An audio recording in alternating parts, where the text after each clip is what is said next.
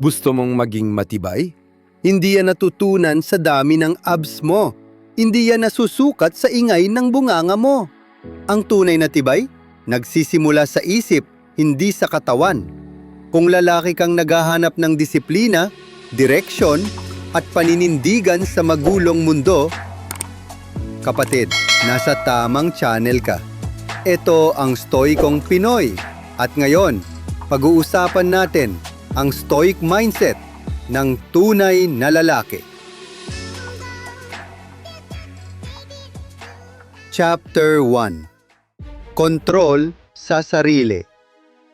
Unang lakas ng lalaki. Ang unang panalo ay sa sarili. Hindi sa babae, hindi sa pera, hindi sa likes at shares. Kung gusto mong magtagumpay, kailangan mong kontrolin ang sarili mong emosyon. Kapag may nagbastos sa'yo, huwag kang patol agad. Kapag hindi mo nakuha ang gusto mo, huwag ka agad magreklamo. Kapag naiinggit ka, tahimik mong gamitin yon bilang gasolina para umangat. Sabi ng Stoicism, you don't control what happens, but you control how you respond. Tanong ko sa iyo ngayon, kontrolado mo ba ang sarili mo? O alipin ka ng emosyon mo?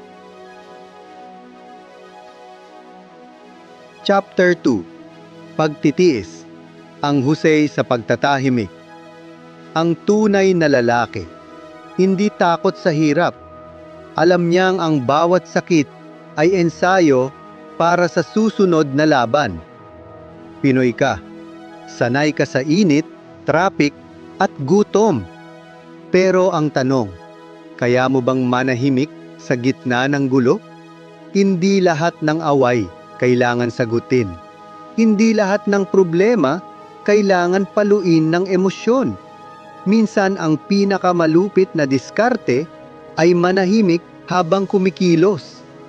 Sabi ni Marcus Aurelius, the more we value things outside our control, the less control we have. Pagtitiis ngayon, panalo bukas. Chapter 3. Disiplina higit sa motibasyon. Motibasyon? Madaling mawala. Pero ang disiplina, yan ang totoong nagbibigay ng resulta. Ang tunay na lalaki, hindi naghihintay ng inspiration. Gumigising kahit antok. Kumikilos kahit pagod. Tumutuloy kahit walang sumusuporta. Disiplina ang dahilan kung bakit ang mahina naging matatag. Ang pangit naging malinis, ang walang-wala naging may diskarte. Tanong, may disiplina ka ba? O puro ka lang forma at salita? Chapter 4. Manindigan ka kahit walang pumapalakpak. Stoic men don't live for approval. Hindi nila kailangan ng validation.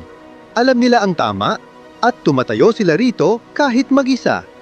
Kapatid, minsan, kailangan mong umalis sa grupo na nagpapahina sa'yo.